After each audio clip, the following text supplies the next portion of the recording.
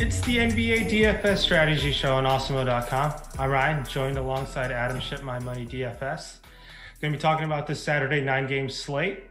We're coming off a Christmas Day slate where we saw tons of chalk bust all over the face, and additionally, the likes of Zion and Kyrie Irving and Nicholas Batum taking contest lineups to the top of the contest last night. Adam, how was your Christmas, and how did DFS go for you? Yeah, two very different answers. Christmas was good. DFS was awful.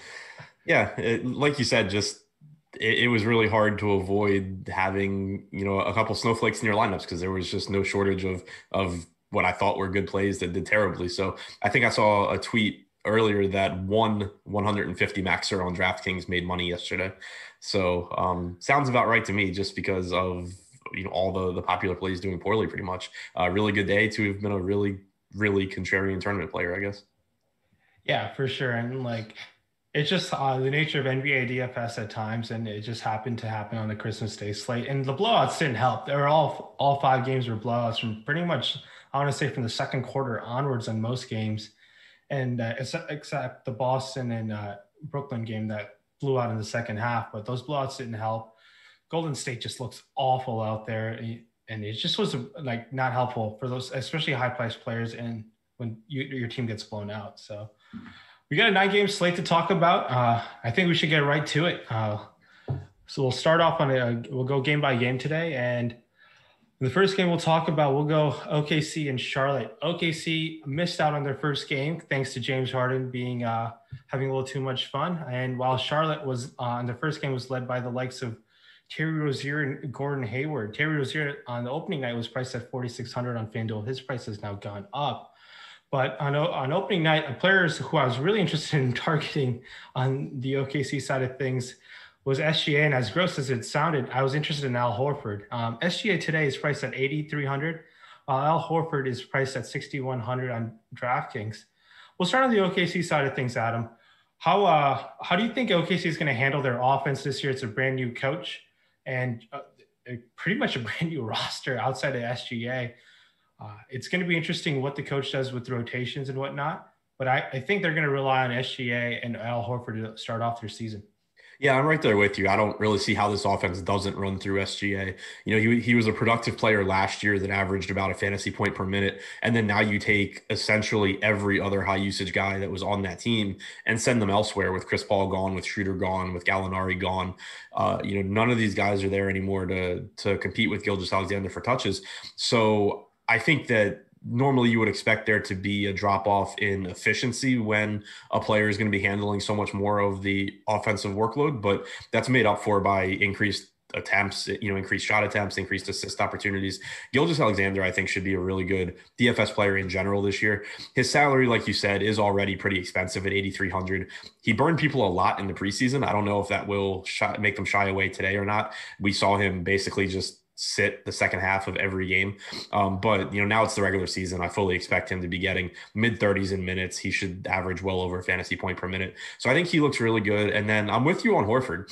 As gross as it sounds, because he was so disappointing with Philadelphia last year, I thought it was interesting when I dug into the Oklahoma City game the first time. He still averaged about 1.07 DraftKings points per minute when he played center last year.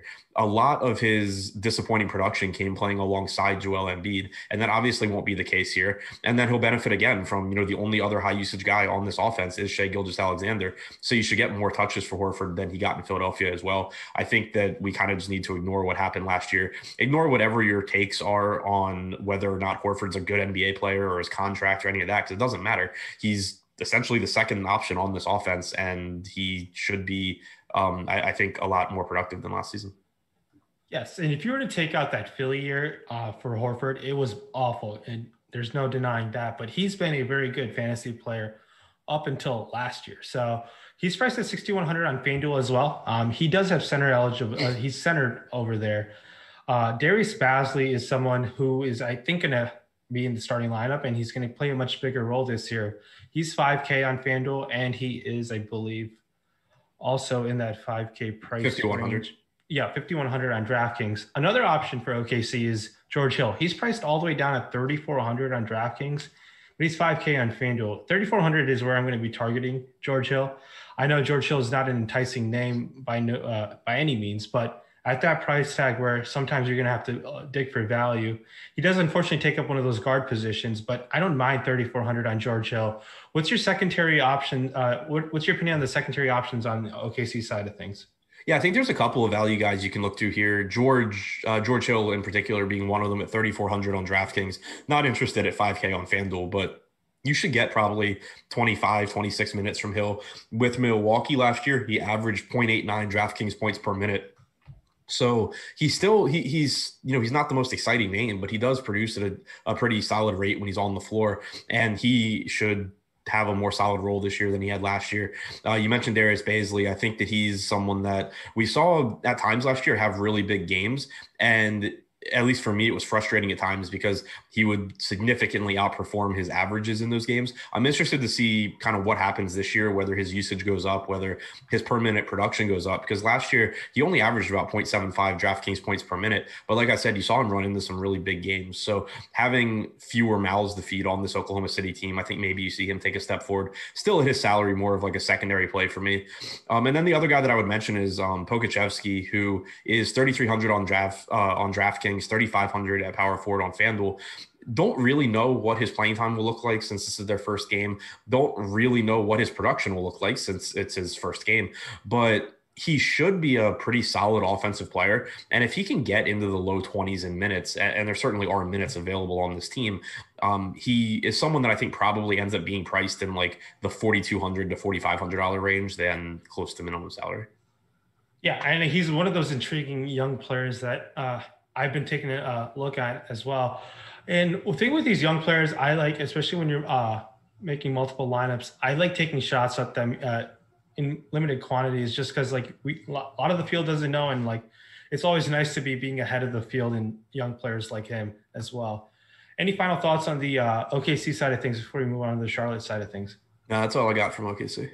All right. For what it's worth, this game total is checking in at 216.5. It's one of the lower totals on the day. So for what that's worth, keep that in mind. Onto the Charlotte side of things we go. On FanDuel, first of all, Cody Zeller fractured his hand. He is going to be out. So expect Bismack Biyombo to take a majority of those minutes, in my opinion. And additionally, maybe some PJ Washington minutes get sprinkled to the 5 as well. But on Charlotte, they played against Cleveland and they were pretty much getting blown out the whole way, but there were some high scorers on their team. Gordon Hayward priced at 7,300 on DraftKings. Terry Rozier's priced at 7K. Devontae Graham at 6,700 and PJ Washington's at 5K. And on to Biyombo, who's probably going to be a popular value option just because of people hearing Zeller is out. He's at 3,600.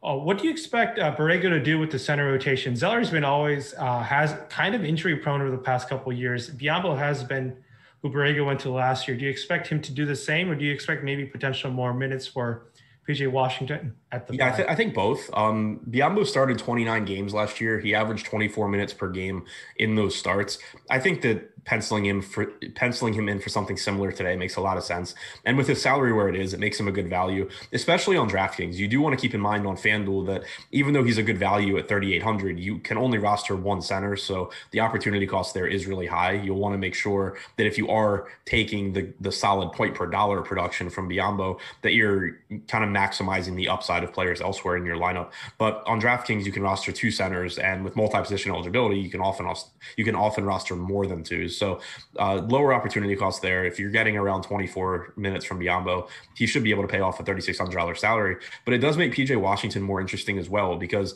we saw him play. We saw him get center minutes in the preseason. We saw it at times last year too. He's more productive, as pretty much everyone is in that situation. So not only does it open the door potentially for Washington to play more minutes in general, but it also opens the door for some of those minutes to be more productive. He's still really cheap as well, only 5K on DraftKings, 5,300 on FanDuel. I think that he's someone that should benefit from Zeller being out. Yeah, and speaking of pricing differences, Devontae Graham's 5,400 shooting guard position on FanDuel. So it's really important, especially early on in the season, if you're playing across multiple sites, it's target your players by the site. And that's how I kind of get my exposure to different players on the slate, depending on matchup. But I like that price tag at 5,400. thoughts on Terry Rozier? He went from 4,600 to 6,400. He put up a monster game on the opening night for the Hornets. And Terry Rozier is one of those guys who's really frustrating to play in DFS because he's been so inconsistent. And I just didn't know what Borrego was going to do with the addition of LaMelo Ball, if he was going to lose some minutes or whatnot. Is Terry Rozier someone you're just going to be purely avoiding because of recency bias, or you think what he did on opening night is certainly real? I don't expect him to hit 10 3-pointers in a game the rest of the season. So opening night, like looking at the rotation is really interesting because if you just look at how many minutes Rozier played, he played 37 and a half minutes. So I think there is probably a tendency to say, yeah, I know he's not going to make 10 threes, but if this guy's going to play 37 or 38 minutes, he still looks really, really good. The issue I have is that in the first half, Rozier played like 14 minutes. He played an 8-minute stint in the first quarter. He played about 6.5 minutes in the second quarter. So he was on pace to play like 29, 30 minutes. And then in the second half, he just started going nuts from three and played almost the entire second half. He sat for the final minute of the third quarter. And that was the only time he touched the bench that entire half. So what happens when Terry Rozier is not making every shot that he takes? Do we get closer? Do we get that first half rotation in the second half as well? And now you're paying an elevated price point for a guy playing 32 minutes. I think that it's nice that we saw that when he plays well, he'll get more minutes. But I don't want to pay an elevated price point for a guy just because he played really well and he got more minutes as a result of it. I still think that projecting Rozier somewhere in that like 32-minute range is probably where we should be. And that makes me not really that interested on DraftKings. On FanDuel, he looks a little bit better at 6,400, but still more of a secondary play, whereas you can get Devontae Graham for $1,000 less there, like you said. The minutes I saw. And on to Cleveland and Detroit we go. Do you have any final thoughts on the Charlotte side before we go to Cleveland and Detroit? Gordon Hayward played 36 minutes, which was, I think, of note just because he's playing with the broken finger, I believe it is. So there was some concern about if he'd be ready and then how much he'd play. He's not at a really particularly appealing price point. He's 7,300 on DraftKings, 72 on FanDuel. But I do think it's at least a good sign that we got 36 minutes out of him.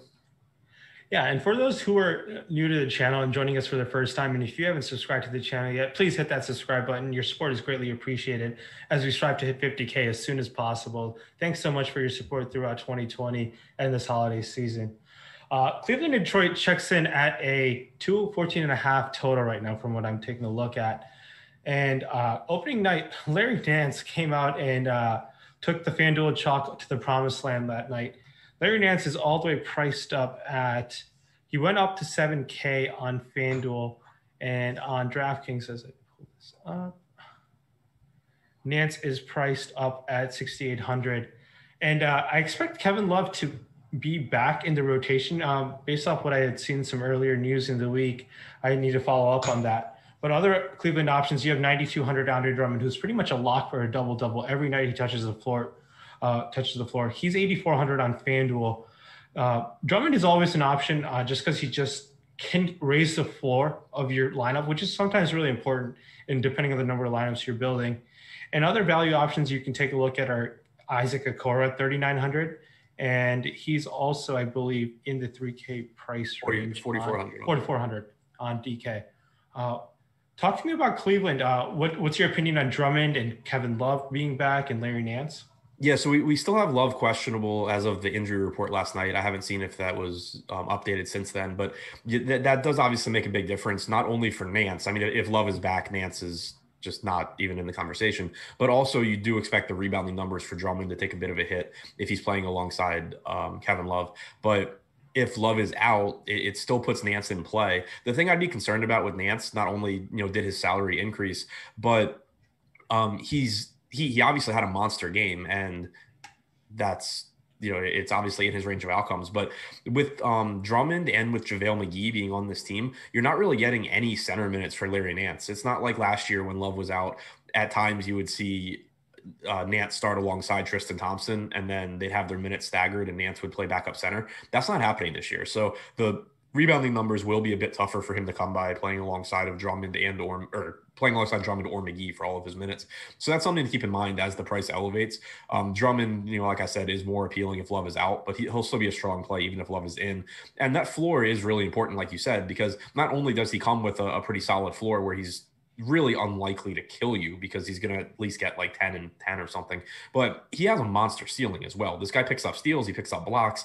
Um, excuse me, when he's not in foul trouble, he's, a 20-20 candidate any given night. So you're getting a really high ceiling there as well. Don't be concerned about his minutes in the first game. He was in foul trouble pretty early in that one, picked up 2 fouls in the first 5 minutes of the game. So saw some limited action in the first half, only finished at 27 minutes. I fully expect mid-30s run from him when he's not in foul trouble. So I think Drummond looks really good. I'm with you on Isaac Okoro being a reasonable value option. He was their first round pick this year. Not expected to be a great offensive player, at least right out of the gate, but did play big minutes in the preseason, played 34 minutes in their first game. Anytime you can get that much run for someone at, a salary around $4,000, there's some value there. Yeah, and did I mention this is an Andre Drummond revenge game at Detroit? So keep that in mind. He was pretty salty that he had gotten traded. I live in the Detroit suburbs, so everyone was talking about that.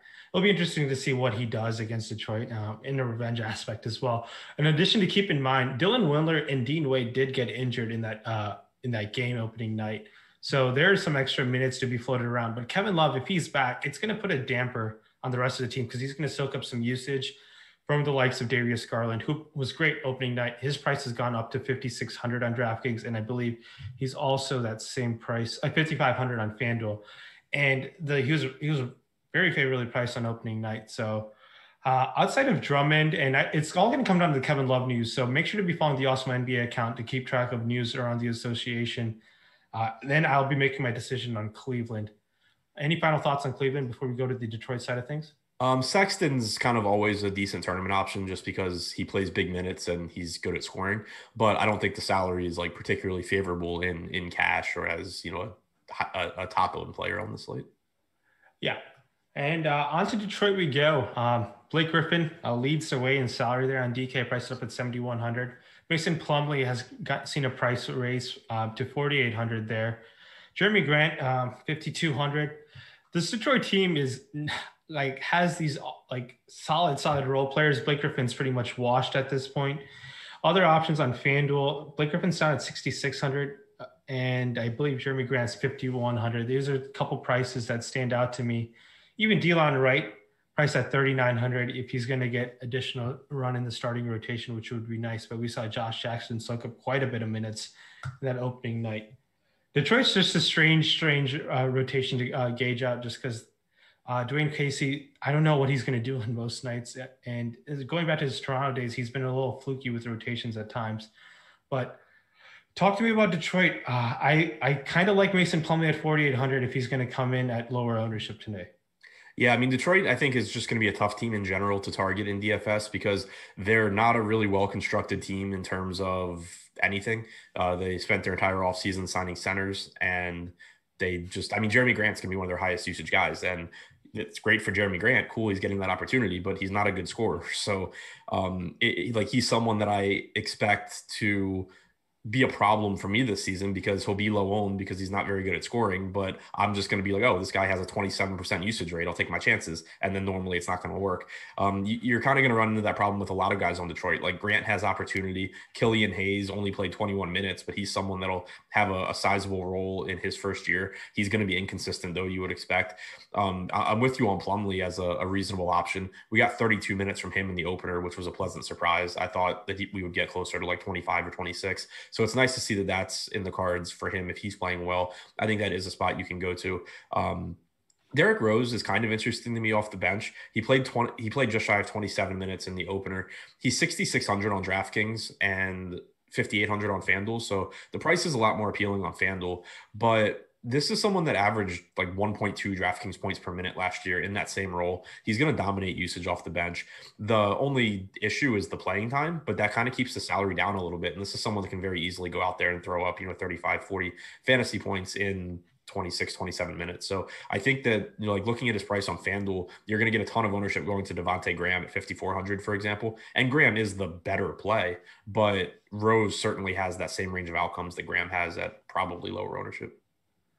Yeah, and I completely agree with you. You hit on all the good points. Detroit's just one of those teams. It's I'm going to have to take a look on the first couple of weeks to get more confidence in rostering certain players outside of Jeremy Grant and Derrick Rose. That kind of wraps up that game for me. On to Orlando and Washington we go. This game checks in at, I believe, at a 220.5 total. Orlando beat the Heat on opening night. They have one of the most consistent centers in the game in Nikola Vucevic, and he's constantly just expanding his range and being hanging around the perimeter more and more as his career has progressed. Vooch comes in at 8,200 on FanDuel, and I believe he is at 9,100 on DK. Aaron Gordon was great opening night at 6,900. They kind of limited him all preseason long, and I had a few lineups opening night, which ended up nice when he was in there. He's at 6,900. Markelle Fultz is at 6K. That's kind of like their big three out there in Orlando. I always like rostering Vooch, similar to Drummond. Always is very consistent, can give you that floor, and also has a potential for a big ceiling against in this Washington matchup. What do you think of this Orlando big three? I love Orlando here. I mean, the pricing on a lot of these guys isn't the best, and that's kind of the only negative.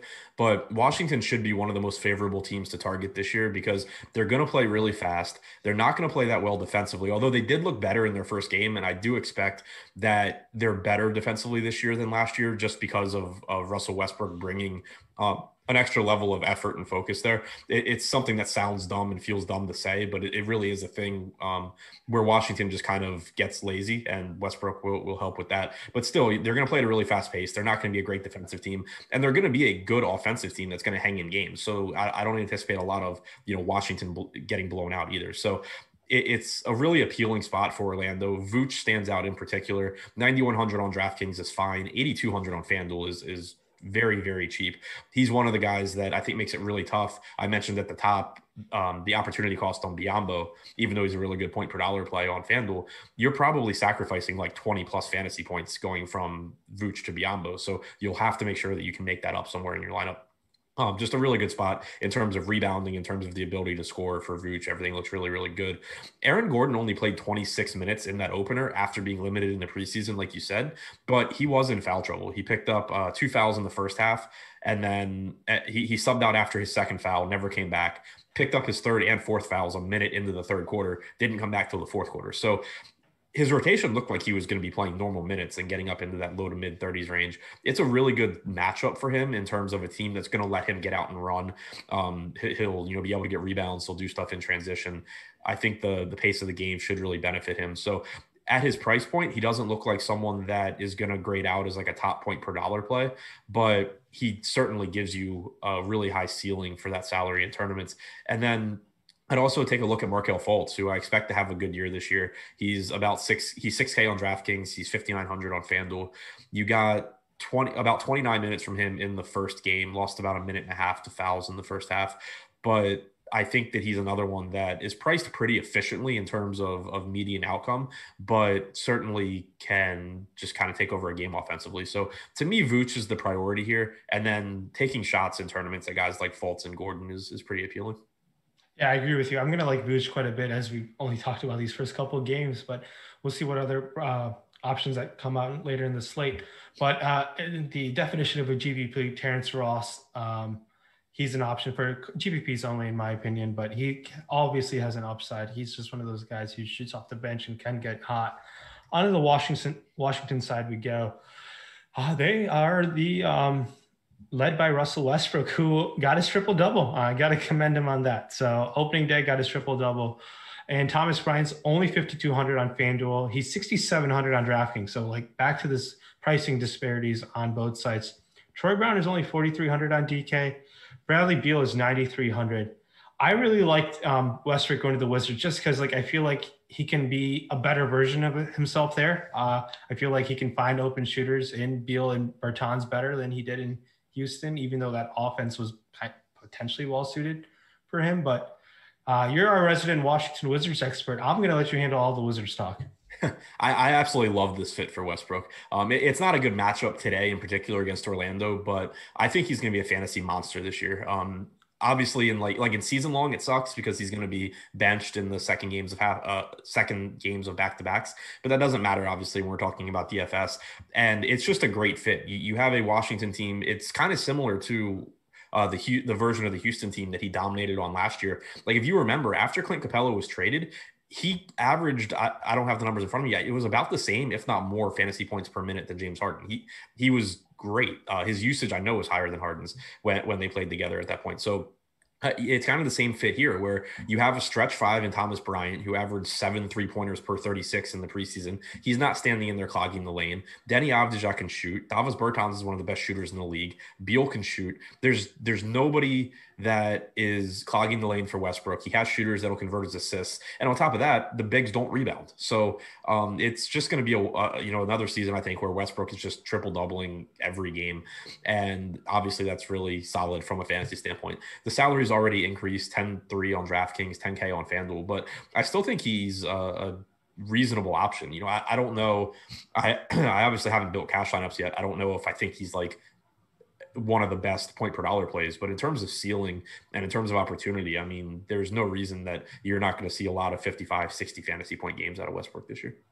Yeah, and Westbrook's just as much as anyone can hate him just because of his pure basketball play, he's always great to roster in fantasy basketball because he finds his way to almost pretty much certainly get you there more nights than not. Westbrook will affect Bradley Beal. Obviously, Beal was dominating all the ball handling duties last year. So I do expect Beal's assist rate or like obviously organically drop with the addition of Westbrook there and whatnot. So we'll see how Beal's ends up doing fantasy wise. I feel like it's going to take a couple weeks to just see how that transpires and how they both fit together. But opening night, I didn't mind that duo together. Westbrook did still continue to shoot pretty poorly, and I do expect him to shoot better from two. We'll see. And hopefully he just eliminates the three from his game. It'll just be better for everyone involved. Yeah, and to your point about Beal, he was second on the team in potential assists in that opener, but Beal had 9 potential assists. Westbrook led the team with 21. So I do expect the assist opportunities for Beal to decrease. I do, and I think his usage will come down from last year as well when it was at 34%. But he should also be more efficient playing alongside another player that defenses have to actually deal with, as opposed to Ish Smith, Isaiah Thomas, and whoever the hell else Washington had last year. Yeah, and I completely agree with you there. And I just think they're going to be a fun team to watch, so you can never hate against that. One thing that we still have running till December 29th, you can get access to all of Awesemo NBA premium product using our promo code Caruso for $1. It is the best deal you'll see in the industry. You'll get access to all our tools powered by Alex. You'll get the coveted ownership projections, his rankings, our lineup builder, just so much of plethora of content just for $1. Try it out before we start off that new year. And we hope you enjoyed the product and you're with us for the long haul. On to the next game we go, Philly against New York. And if you guys remember, Ben Simmons did hit a 3 against Philly, against New York last year. So maybe we get a repeat of that. But Simmons is priced at 9,700. Embiid is priced at 10-2. That's the Philly duo that I always like to target. And I will be targeting them once again. I like the matchup for them as well. Tobias Harris really stunk up the court last on opening night. He's priced at 6,700, but he's one of those players who can get open in this offense and potentially get there for you. At 6,700, I have a little bit more interest with that price dropping. Let's talk about this Philly big three, Adam. Yeah, I mean, I like the price on Harris again. He burned me really badly opening night, had a lot of him. But like you have Simmons priced up, you have Embiid priced up, and it's not to say that they're too expensive for their ceilings, but I think they're priced up enough where they don't really look like optimal type plays for me. Like you're talking about paying $1,100 more on DraftKings for Embiid than for Vooch. I think it's $1,600 on FanDuel. Simmons, for example, is only $500 less than Westbrook on DraftKings. But then you have Harris coming in at 6,700, someone that should play low to mid 30s in minutes. He should get open looks, like you said. He was missing them all against Washington, but he still was getting them. He's going to be a boom or bust type player. He's not the type of guy that I love rostering in cash games. I ended up with him in cash opening night, and it went how it went. But he's kind of he doesn't give you a great floor because he is the third. Basically the third option on this team offensively. He's not going to out rebound Joel Embiid. So he kind of just is like a secondary stats guy in like every category, but he does still give you that really high ceiling for his salary because there's games if he's shooting well where he's just going to knock down so many shots that it doesn't really matter that he has a lower usage rate than Embiid. So somebody that I'll be happy to get to at 6,700. I think he's the most favorably priced guy from Philadelphia. Yeah, I agree with you. Favorably priced guy. Now, for me, outside of those big three, I'm going to find it tough to pay for the 5,400 Seth Curry on DK, and he's 4,500, I believe, on FanDuel. Outside of the big three in Philly, I don't have much interest on Philly. Any final thoughts on Philly before we jump to the New York side of things? No, not much else for me. Shake Milton played really well in the opener, but his his salary came up. Dwight Howard's up to almost 4K. I don't really have much outside of the big three. Yeah, I like Embiid at 9,800 just because we know what Embiid's ceiling can be Yep. on FanDuel. So he's a fine option there. He'll be taking on Mitchell Robinson, who finally got the start in New York. And the problem with Mitchell Robinson is he just can't keep his hands to himself. But at 5,400, he's just one of those guys on FanDuel, especially. He just picks up so many blocks. He can get you there with blocks alone at times. But in New York, RJ Barrett really showed out opening night. He went all the way up to 6,600. Alec Burks had a great game. Alec Burks is now too expensive for me at 5,600 on DK. Randall's at 7,500. He's one of those guys who will have a floor in this New York offense. But none of these prices really excite me by any means on New York. Maybe Robinson at 5,400 and maybe Alfred Payton at 5,200 on FanDuel. But there's no one whose price that I really like on the Knicks side of things today, even though minutes are so secure with Thibodeau. Sorry there. Yeah, no, it's the same for me. And even like looking at their rotation against Indiana, it's a lot messier than I expected from Tibbs, especially after how the preseason went, where he played everyone huge minutes. Like this is a rotation I would have expected in the preseason. You did still get 36 minutes from Randall, though. I agree with you. The floor is nice, the salary's fine. Probably not like a priority for me, but someone that I'm more than happy to get in whatever lineups he ends up in, just because I'm expecting big minutes. I'm expecting him to have a big role here. Peyton at his price point is someone you can certainly take shots at in tournaments. It is worth noting, I'm double checking now, but I believe Quickly's doubtful for this game. Austin Rivers still out. Obi Toppin's doubtful. So they are missing some bodies now as well. Toppin played 24 minutes in the opener. Quickly played 12 minutes in the first half. Didn't play in the second half. So maybe, a little bit more run for Peyton without Quickly maybe helps. Well, I mean, Randall's minutes were already solid, but a little bit shorter rotation probably for the Knicks, which is nice. I don't mind taking shots on Peyton in tournaments just because we know that his floor is non-existent, but he also can go out there and triple double in 32 minutes. And especially on FanDuel at 5,200, that's a pretty nice ceiling. Robinson is interesting because, like you said, the floor again just not existent because he fouls so much. He's also going up against Joel Embiid, which certainly doesn't do him any favors in that category. But if he does somehow manage to not foul Joel Embiid and play 30 minutes, he's going to be a great play at 5,400. So not someone like I think I would just rather be going to either Biyombo or Vooch probably in cash games, depending on how the rest of the build looks, which price tier I can get to. But certainly taking on that upside in tournaments on Robinson makes a lot of sense. Yeah, I that upside is what you're looking for in Robinson. And obviously, when you're rostering Robinson, just know he's foul prone and he can definitely pick up those fouls in a hurry. On to Indiana and Chicago we go. Indiana and Chicago's totals coming in at 221.5. Indiana was led by Domantas Sabonis, who came out bonkers opening night, put up a monster performance. He's got his price up at 8,500. Malcolm Brogdon, who was very solid as well, is at 7,400. MVP of the bubble, DJ Warren, is at 6,200. And Oladipo still isn't just the same player as he was before that injury, is at 6,800. These are just all solid players, and Indiana has a new coach this year. And I like potentially targeting Sabonis again, as ridiculous as that price is at 8,500. We saw that floor, but I'm going to be checking the ownership, what he comes in at. Sabonis was really solid, and Miles Turner is just stands out there. He doesn't fit in this offense. I expect him to get traded at some point this year. I like Sabonis quite a bit, and I like Brogdon quite a bit as well. Outside of those two, how does Indiana look for you? Yeah, I don't see much outside of those guys, but I'm with you on them, especially Sabonis. It's a price point that when you first look at it, it's just like, man, that's a tough price. But if you actually look at the numbers for Sabonis, like the rate he produces at, the minutes he plays, there's no real reason not to still be there at that price point. He's also playing backup center, which is very, very beneficial for him. That's something that we see every season. Whenever Miles Turner's out, you see Sabonis's rate skyrocket. He was having his minutes staggered in the opener with Turner. So Turner played 28 minutes, which means that about 20 of Sabonis's 37 minutes were at center, which is really, really good for him. So I still think 8,500 is a perfectly fine price point for Sabonis. 7,400 for Brogdon is fine. You run into, I think, a bit more opportunity cost at point guard than you do at power forward.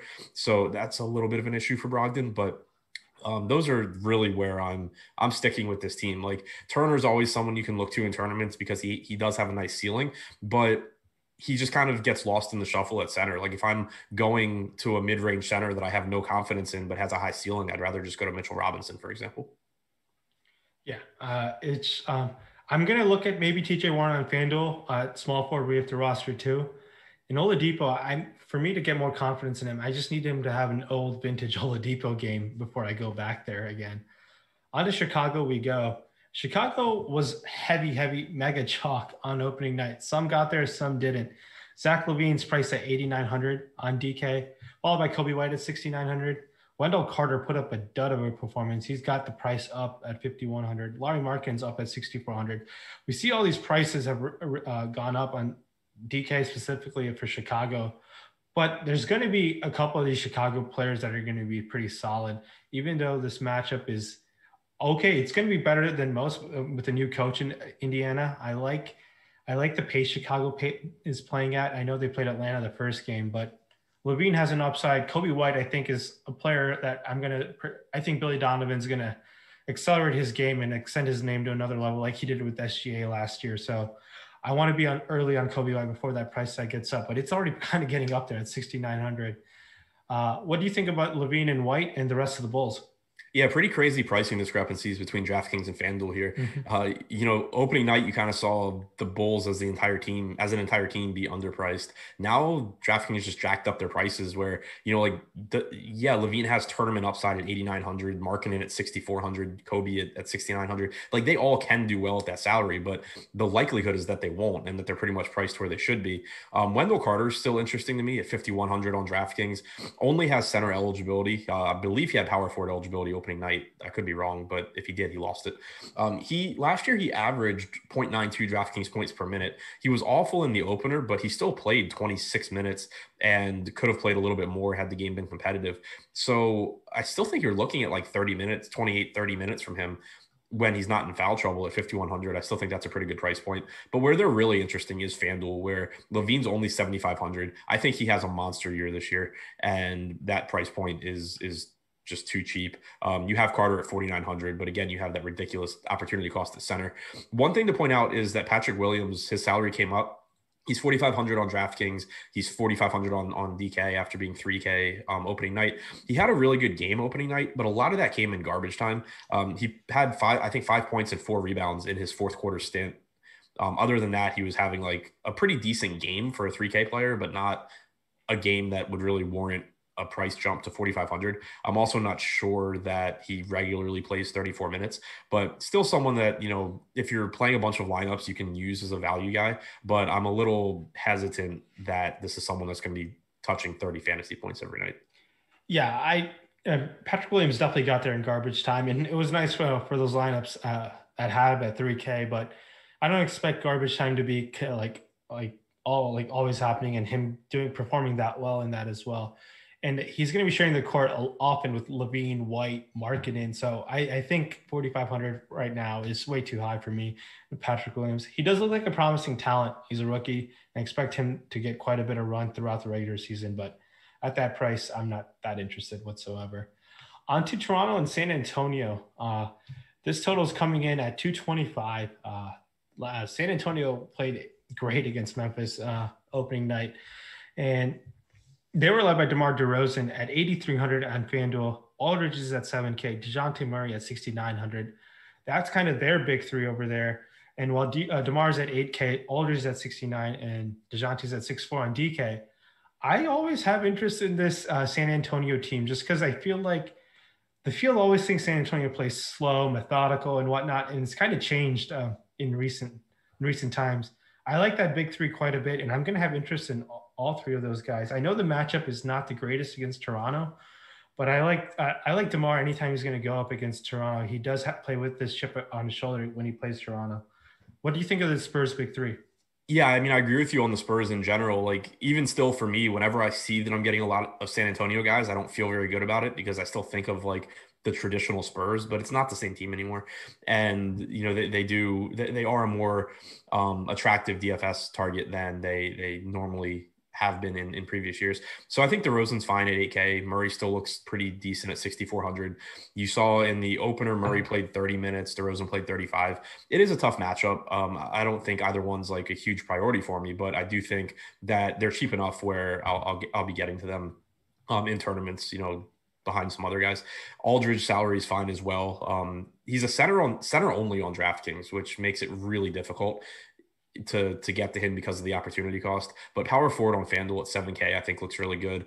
And then you actually have a pretty decent salary on Keldon Johnson on FanDuel as well. He's 4,600 there compared to 5K on DraftKings. Played 32 minutes in the opener. He's going to not be, a particularly high usage guy playing alongside Aldridge, DeRozan, and Murray. Kind of similar to like we just talked about with Patrick Williams. But he has a $4,600 small forward option on FanDuel. Yeah, for, Keldon Johnson, for those who don't know, he's I think, a very talented player. He showed out in the bubble quite a bit. And at 4,600 on small forward, I completely agree with you. Where you have to roster too, he makes for a fine option there. Any final thoughts on Spurs before we jump on to the Toronto side of things? No, pretty much just like I think good secondary plays, like guys that probably won't be at the top of my exposures, but that'll just be sort of mixed in the lineups with a decent frequency because they have a pretty good ceiling at their salaries. Yeah, I do think one of those big three on most of these nights when the Spurs will play, they will hit some sort of ceiling. That's what I'm thinking of this Spurs team now. It's granted, we've only been 4 days into the NBA season, but they're a team that's interesting. I don't know what their season outlook looks like just because of the West, how competitive it is. But on to Toronto we go. Siakam's at 8,200 there, power forward only on DK. Kyle Lowry, 7,600. Van Vliet, 7,300. They're kind of all priced up. OG Anunoby's at 54 on DK. They're all very expensive. I have, as you can hear it in my voice, I don't feel too confident looking at those prices on DraftKings right now. What do you think of the Raptors in those three specific players? Feels like the theme of this show is that DraftKings NBA pricing is really tight so far this year. And we're seeing it again today. Alex and I had talked about it some yesterday, but yeah, more of the same here. I do think that there's a couple decent values on Toronto. Aaron Baines is at 4,200 on DraftKings, and you do run into the opportunity cost problem. But like we had said when we talked about Biyombo, it's a bit lower on DraftKings since you can roster multiple centers, and also the actual value matters a little bit more on DraftKings since there's so many players that are not at favorable price points. Like on FanDuel, the opportunity cost starts to matter more because you can find good values at every single position, which isn't really the case on DraftKings. Baines played 28 minutes in the opener. He's only 4,200. I think he's a perfectly fine value here. Kyle Lowry played 39 minutes in the opener. We'd heard some rumblings that Toronto was going to look to take it easy on him early in the season. Thought maybe he'd play like 33, 34 minutes, 38.6 minutes in the opener. So the guy that regularly leads the league in minutes played is at it again. He's only 7,600 on DraftKings. I think that looks like a really, really good price point for him. So him and Baines, I think, look like the two guys that are the most favorably priced there. But 7,300 for Van Vliet, 8,200 for Siakam. Neither of those are bad price tags either. It's just like I would rather get to $8,500 a bonus than $8,200 Siakam, for example. On FanDuel, of course, the pricing across the board is a little bit better. Not really interested in Baines there because of the opportunity cost, but 6,900 for Van Vliet's a really good salary. 7,800 for Siakam's a good salary as well. And then 5,200 for OG Anunoby at small forward. This is someone that can pick up blocks and steals and really help you out on FanDuel. Yeah, OG at small forward on FanDuel, I think you can definitely consider going there. He definitely secured the bag right before the season tipped off. So I like really, really good too in a couple of years. Yeah, I think OG is someone who is very talented. I think on a different team, he'd be showing out. It's just that he's playing with some solid players in Toronto. On to Minnesota and Utah we go. This total checks in, I believe, at 227.5 right now. And Minnesota, obviously, no other than Karl Anthony Towns and D'Angelo Russell is their dynamic duo over there. And I'm going to always like Karl Anthony Towns at 10K just because of his ceiling. I know people might shy off him playing against Rudy Gobert, but Cat just gets so much usage, especially on FanDuel where center's your only option. And it's really important to get center right there. And Cat's at 9,600 and D'Lo's at 7,400 over there. I really don't like anyone else right now. Just looking at kind of like an aerial view outside of Cat and D'Lo on this team. Everyone's pricing is pretty good. There's no really misprices really. I like Cat. I like D'Lo. These two I'm definitely going to be targeting throughout the season. And Utah is not as slow as the team as people usually think. And I like Cat and D'Angelo a decent amount today. How about you, Adam? Yeah, same boat for me. A couple of notes. Well, one note from the opener. We had Ricky Rubio start the game, didn't start the second half. D'Angelo Russell was late getting the shoot around because of COVID testing. So don't read into Rubio starting that game or anything like that. To your point about Cat with Gobert, I agree with you because you know. Not only do I just not really care that much about the matchups when you're going to get as much usage as Cat does, but it's not even a bad matchup for Cat. Like Gobert is a really good rim protector, but Towns is good at pulling guys away from the basket and playing away from the basket. I don't, want to read too much into previous performances, but one spot where I will look at it at times is at center. And if you go and look at what Towns has done against Gobert in the past, he's put up some monster fantasy games. At least 60 DraftKings points in 3 of his last 5 against Gobert, no fewer than 46 and a half in any of those games. So, it all makes sense. Kind of, you expect Towns to have success in this spot. He has had success in the spot. I'm not concerned about the Gobert matchup at all. It's the only real knock on Towns is that he has to outscore Embiid and Vooch and others on this slate. But, still, I think one of the better center options, really, really good if you can get to him. Russell's fine at 7,700 on DraftKings, $7,400 shooting guard as well. More of a secondary option, whereas I expect to get to a pretty good amount of Cat. Yeah, I completely agree with you. And the thing with Cat is he can outscore all those other center studs as well. And I feel like we're going to get him at a night favorable ownership later in the later into the day. Make sure to monitor those ownership projections. On to Utah. Minnesota, I think, is one of the piss poor defenses in the league. And I'm going to be excited to play guys like Mitchell, Gobert, and potentially Conley. But someone who I think is going to start playing better for this Utah team is Bogdanovich.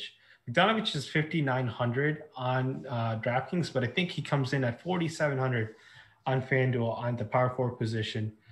I like Mitchell at 7,700 shooting guard position on FanDuel as well. He's going to be a choice between him and Levine. They're coming in at very similar price points. There's going to be a couple of these Utah guys that are going to be good, as we saw what Detroit did to Minnesota. I like Bogdanovich, especially specifically on that FanDuel price. Do you have any interest in Conley and Gobert or even Mitchell? A lot of interest in Gobert. Again, center's a really good position, but the mid range is kind of lacking. Like you have value centers today, you have guys to pay up for. There haven't been a lot of mid range centers that we feel good about, but I do really like Gobert here. I mentioned that Towns has had a lot of success in this matchup, but so has Gobert. If you go back and look, his recent games against Towns, 20 points, 16 rebounds, 12 and 15, 16 and 14, 10 and 13, 2 blocks, 5 blocks, 1 block, 2 blocks, 3 blocks, 5 blocks. Like he should do well here. He's cheap. He only played 28 minutes in the opener, but we know that typically he's going to play more than that. And I don't see any reason why you're not expecting like 33, 34 minutes out of Gobert. So he's my favorite mid-price center that we've talked about so far, I think. As assuming I'm lumping Vooch into more expensive guys. So I really like Gobert. I'm with you on Mitchell, just basically competing with Zach LaVine at that price point, but it is a good salary. And I'm with you on Bogdanovich. He's someone that seems to always get into my lineups and I see it and I don't feel really good about it, but he's a pretty good player. He's playing big minutes here. He gets open looks. I think he kind of goes under the radar as far as like how actually good of an NBA player he is. Yeah, I completely agree with you. You know what's absolutely unacceptable? That we only have 93 likes. I'm going to have to channel my inner Josh Engelman here. And yeah, I'm going to have you hit that like button for us. It's Saturday morning. And hit that like button, hit the subscribe button if you haven't subscribed to us by now. Before we talk about this Portland and Houston game, where Houston's one of the most controversial teams leading up to the start of the regular season. That's all due to the beard James Harden. Price at 10.9, and I think that's going to be too cheap because John Wall, DeMarcus Cousins are both in self-isolating protocol, if I'm not mistaken, right, Adam? Do you have the list of players who will be self-isolating and missing this game today? Yeah, so out for Houston. Clemens with his Achilles injury. Cousins is out. Gordon is out. Mason Jones, whatever that is out. Kenyon Martin is out. Ben McLemore is out. John Wall is out. So the important pieces here as far as usage goes, no John Wall, no Eric Gordon, no DeMarcus Cousins. And that's quite a bit of usage, all left over for James Harden to take over on. I'm going to like James Harden quite a bit at 10.9. I know people are annoyed with his antics. I'm not. I'm completely fine with what he's doing. He's just being him. I pardon me there. I don't think it's right what he did in terms of partying and whatnot. But I think him requesting a trade is just fine. But at this price tag, in terms of DFS purposes, I'm going to be pretty excited to take advantage of that. At only 11K, I know I'm saying only 11K, but I think his ceiling is through the roof against Portland. But the one thing Portland has done to James Harden in the past, the way Terry Stotts guards him, he has done a really good job of just trapping him. So that's going to be interesting to see what Stotts does this time around. And I'm going to be excited to roster Harden regardless. But that's something to keep in mind of how Stotts has guarded Harden in the past. Yeah, I think it's a really good point. Talk to me about Harden. Yeah. Oh, go ahead. Yeah. I mean, I think that is a good point about the defensive matchup. Like, not that Portland's a great defense, but they have had success against him. Going back, games he's played against Lillard since the start of the 2018 season, the best game we've gotten from Harden is 57.8 DraftKings points. So that's, worth knowing. It's not something that is going to keep him out of my lineups. If you look at Harden's production since the start of the 2018 season, he's played 1,720 minutes with none of Russell Westbrook, Chris Paul, or Eric Gordon on the floor. He's averaged 1.82 DraftKings points per minute, 43.7% usage rate, 44.6% assist percentage. It's just, I mean, there's nobody else out here that's going to take shots away from him, and I don't really see any way to get away from him. He'll be getting into a lot of my lineups. I mean, on DraftKings, I guess maybe it could be kind of tough because there's not a lot of really good value. But at the same time, it shouldn't be that difficult to get, one 11K player into your lineup. On FanDuel, it'll be a lot easier since there is a lot of value. And then you also do have value coming from the rest of this team as well. You have Sterling Brown at 3,200 on DraftKings, who should play 30-plus minutes here. Daniel House is only 4,700. Bruno Caboclo is 3,700 and probably plays somewhere between like 25 and 30 minutes. So you can look to this team for value alongside Harden that helps you get him in. I don't have any reason not to go to Harden here. Yeah, and for some reason you're interested in fading Harden, you're obviously going to think some of the other Houston Rockets players are going to be good. I don't mind Eric Gordon. If Stotts draws up that defensive matchup. He's out. Eric Gordon's out. Oh, sorry, I missed that. And how about Christian Wood? Wood's in, yeah. Okay. Christian Wood is also someone who I'd like to target at 5,900. We saw in the preseason what he could do. At 6,700 at power forward, he makes for a fine option there. So I like Harden and Wood both. And like you said, now that you said Gordon's out, I'm even more interested in Harden. So there's going to be a ton of value. One thing that you should pay attention to is the starting lineup. I think you could maybe at least point to all the starters that they're going to get 32 minutes barring any foul trouble, if not more. And you said I believe there will be 9 active bodies on this team. Yeah, I believe it's Harden, Wood, House, Brown, Caboclo, Tucker, Nwaba, Tate, and Broderick Thomas, I believe, are active. Okay, yeah. So like the NBA requires the Rockets to have at least 9, right? I believe that's the minimum. At least 6, I think. At least 6 to play right now? I thought it was... It's either 6 or 8. I don't remember. Okay. No, I think it's 8. You have to have at least 8. That's what you have to dress at least 8 guys. And in that opener, I think they had like 6. Okay. Yeah. So I think there could be a big late swap edge if we figure out the starters for the Rockets. Yeah. My guess here is Harden, Wood, House, Tucker, and then probably Sterling Brown. Yeah, I'm gonna like Sterling Brown quite a bit. He whenever he got those spot starts when Budenholzer would rest everyone in Milwaukee, he put on quite a show. So I'm going to be interested in Sterling Brown a decent amount. There's going to be a ton of value. And pay attention to live before lock later in the day and how I believe Emac and Terry break down the starting the minutes rotation over there in Houston. But Houston's going to be very important to the key to the slate. Before we wrap up the show, we've got another game, but let's talk about Portland. Dame Lillard, this whole Portland team was disappointing on opening night, and they really let me down in some of my lineups. Lillard, McCollum, Derrick Jones Jr., Covington, Nurkic is who they roll out. Derrick Jones Jr. is the minimum on FanDuel at 3,500. Nurkic is 7K.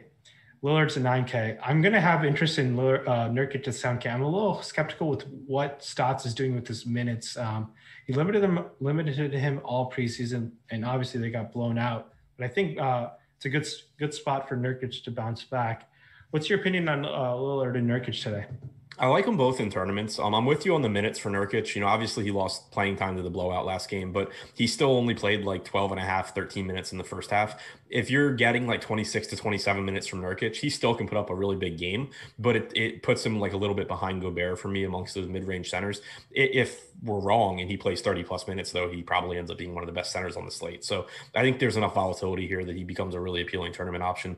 Dame, sort of the same thing. Like, he's not going to grade out as the best point per dollar point guard, but there is plenty of upside for him at his salary. He's sort of like Westbrook to me, where not like the best individual play, but he just so easily can get to 60 fantasy points that I'm not too concerned about the point per dollar. Beyond that, though, on DraftKings, not a lot that I see other than Lillard and Nurkic. On FanDuel, a little bit more favorable pricing as usual, but still think it's basically Nurkic and Lillard standing out. Yeah, and McCollum is someone who I like try to avoid a lot of times if Lillard's on the court with him, but at 7,800 on DraftKings, I'm not that interested with him. He's never someone who can go out and put 60 points on by himself if he's playing with Lillard. So I like other shooting guard options, and like Harden's obviously going to take up one in majority of the lineups, but in this game, my lineups are going to be mainly flooded with the Rockets, and I'm assuming you two as well. Yeah, Houston, I fully expect to be my highest owned team tonight. On to the final game we go in Phoenix and Sacramento. And this total's coming in at 228. Phoenix is led by Chris Paul and Devin Booker and DeAndre Ayton. That's kind of the big three they have over there. Booker's at all the way at 9,800, if I'm not mistaken, on DraftKings. That's expensive for Booker, in my opinion. Paul's 7,500. DeAndre Ayton, I like that price tag at 8,100. He did face some foul trouble opening night, but I'm going to be willing to be over the field today on Ayton. Booker seems a little expensive for me right now, especially that DraftKings price. What's your opinion on the Phoenix Big Three and any interest in the secondary options and potentially Cam Johnson or Mikal Bridges? I'm a lot more interested. God, I've said it about like every team, but I'm a lot more interested on FanDuel than DraftKings. Like, it feels like exposure is going to be spread out a lot on FanDuel and really concentrated on DraftKings because DraftKings kind of just forces you onto certain plays. It's going to be so hard to get to $9,800 Booker on DraftKings. Paul at 7,500 is whatever, but still not something I'm excited about. Ayton, I think, looks the best on DraftKings from Phoenix, but even that, he's more expensive than Gobert. He's more expensive than Nurkic. He's a good play, but I think if I'm like ranking mid-range centers, he's behind both of those guys since they're cheaper. Whereas on FanDuel, you have Booker in that same price range with Levine, with Donovan Mitchell. Like you said, a lot of your shooting guard spot is going to James Harden in a lot of lineups, but and then you have a bunch of other guys that are good plays at that other position or other spot. But Booker looks good there. Ayton at 7,400 is a really good value. So those two stand out more so on FanDuel, but obviously the competition's really tough for roster spots. Yeah, as we wrap up the show, make sure to keep tuning in. Hit the like button, hit the subscribe button. There's an NFL strategy show for today's 3-game slate. There's a Millie Maker out there. So continue to follow the Awesemo program for the rest of the day. As we talk, flip on over to the King side of things. De'Aaron Fox also priced up at 8,700. Buddy Hield is 7,100 on DK. Marvin Bagley, 5,700. Seems like a fine GPP option. I don't like what Luke Walton's doing in the center position. I don't feel too confident in picking one of those centers out of Holmes and Whiteside. But on FanDuel, like you said, they're a lot more favorably priced, especially Buddy Hield at 5,600. I like that price tag quite a bit at shooting guard. Talk to me about the Kings before we wrap up our the DFS strategy show. Yes, I mean, everybody kind of just looks like secondary plays to me here. Like on DraftKings, I think that all of Bagley, Hield, Fox are at reasonable price points, but not great ones. FanDuel, Buddy Hield looks like another great shooting guard option, 5,600. So right between Devontae Graham and Derrick Rose, who we had talked about earlier. The one play on DraftKings that stands out to me a little bit, and it's unfortunate that he's center only. Richaun Holmes at 4,300. He was 4,200 opening night. He had no owners, literally no ownership. While everyone rostered Hassan Whiteside, and Holmes ended up only playing 23 minutes. But he was in second half foul trouble, it looks like. He picked up 3 fouls in the third quarter. He played like 13 minutes in the first half. If you're going to get 25 or 26 minutes from Holmes, I think he is a pretty decent value. I'm with you as far as the way that Whiteside was used is concerning. You saw plenty of minutes where neither of Whiteside or Holmes were on the floor, which doesn't bode well for Whiteside. But I think Holmes in larger field tournaments is an interesting value pivot away from guys like Biyombo. Yeah, I completely agree with you. And also keep in mind that Kings game did go to overtime when you're looking at those minutes. So those 5 minutes will inflate those stats. So make sure to keep that in mind when you guys are reviewing box scores and whatnot. Any final thoughts on this when as we wrap up the strategy show? But for me, it's I'm just going to be flooding my lineups with Rockets and trying to keep an eye on any potential news, especially with COVID. There's going to be a lot of different news, and how to handle that is going to be the key to being profitable on the slate. Any final thoughts, Adam? Yeah, Rockets, seem like the key to me as well. I'll also have the deep dive article out. I'm going to start writing it as soon as the show ends. It'll be coming out at some point this afternoon in front of the paywall, so free to view, breaking down every game, again, kind of, in written form and hopefully with a little bit more news. Yeah, and definitely check that out. You're going to be able to find that at awesemo.com/NBA. And also you can find that at ShipMyMoney DFS on Twitter if not, that's correct, right? That's the handle? Yep. Yep. Make sure to give him a follow. You can follow me at rynpak. That's rynpak. And subscribe to our channel and follow us on Twitter at awesemo_com. Thank you for joining us this Saturday morning. Good luck to you guys.